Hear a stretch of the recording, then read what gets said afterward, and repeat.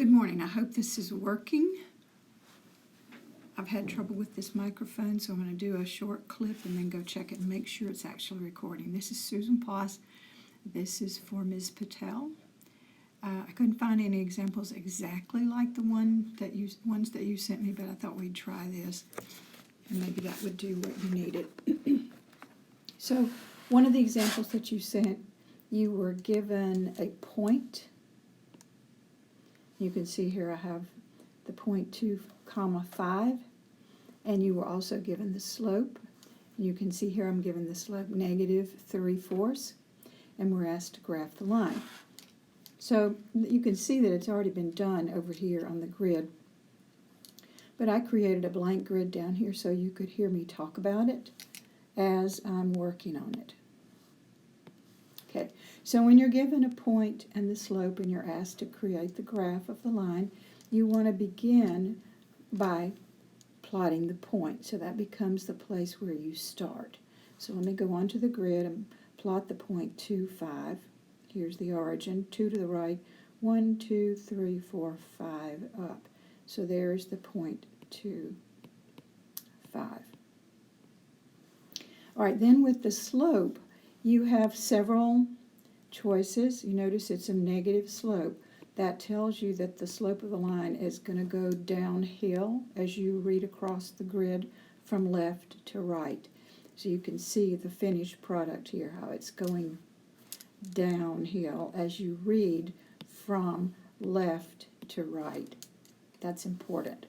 All right, so your choices for the slope, since this is negative, you may either put the negative in the numerator and leave the denominator positive, or you may put the negative in the denominator and leave the numerator positive. What this first one means, this tells you that you would go down 3 because the top number is a vertical number, and this would take you to the right 4.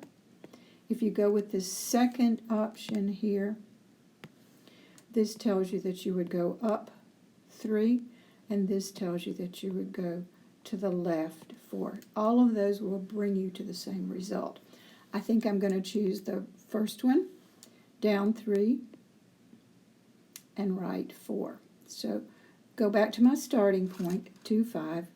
From there I'm going to drop down 1, 2, 3, and turn to the right, 2, 3, 4, plot the point, and then sketch in the graph. So again, it's not a great line, but it looks something like that, and you can see it on the grid where they actually worked it. Okay, so that was one of the types. The other type was they gave you an equation and asked you to graph the line, and I thought the one that you gave me, the best way to work it was going to be to put it into slope-intercept form, so I've got something similar, and then I'm going to work another one for you. All right, so slope-intercept form is y equals mx plus b. What does that mean? That means you want to get y isolated or by itself.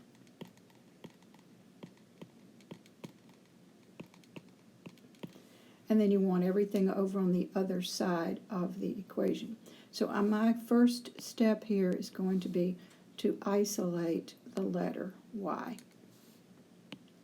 All right, so to get that started, I'm going to subtract away the x from both sides of the equation. And again, in some of our earlier exercises, whoops, get those dots out of there.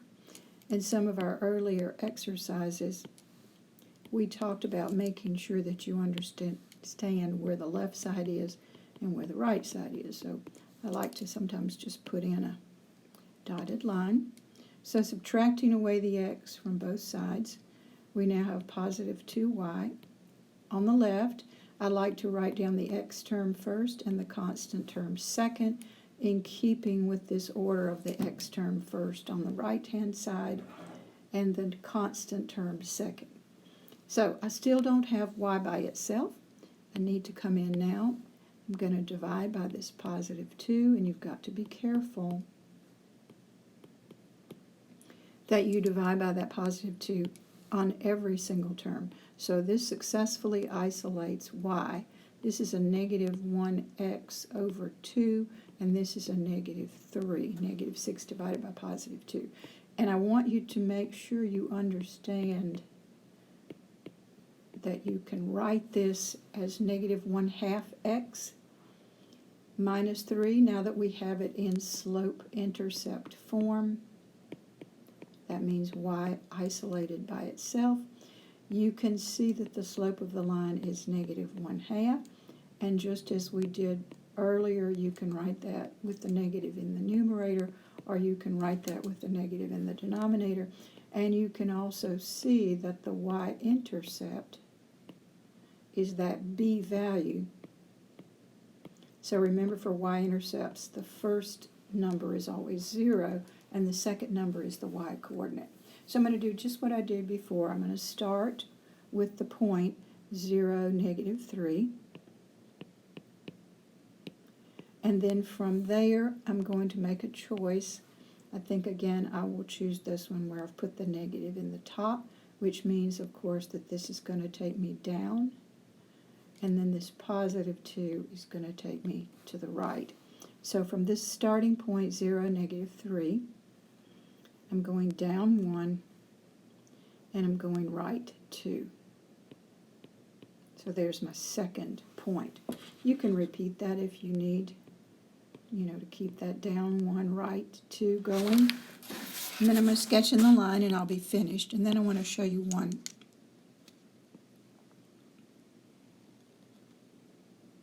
Yeah, that didn't turn out so hot, but you get the idea. I want to show you one more that's like the one that you sent me. You sent me one that looked like this. It was something like y equals 3x. And your instructions were to graph it. And I said, let's go ahead and think of it as y equals 3x plus 0. Whoops, not plus 6, sorry, plus 0. That's the same equation, it just has that plus 0. Because what that does is it puts it into y equals mx plus b form. So I can tell you now that the slope of the line is positive 3, and you can write that, of course, 3 over 1, because for slope you need two numbers, you need a ratio. You need a vertical component, and you need a horizontal component. And of course the b value is 0, so that means that the y-intercept is 0, 0. Remember, this number always sits into that position for the y-coordinate. Now, I forgot to put in another grid here for you. I apologize. But let me see if I can put in a vertical and a horizontal. And we'll plot. So our starting point here is this point 0, 0. So let me plot the point 0, 0. And then I'm going to count off the slope. And remember, the slope is positive 3 over positive 1, which means I'm going to go up 3 and right 1. So from here, my starting point 0, 0, I'm going to go up 1, 2, 3, and then turn and go to the right 1. So there's my second point, which is all I need for graphing the line. So that one's going to look something like that. Okay, I'm going to stop and go check my sound and make sure that this has my voice. Then I'll send it out to you.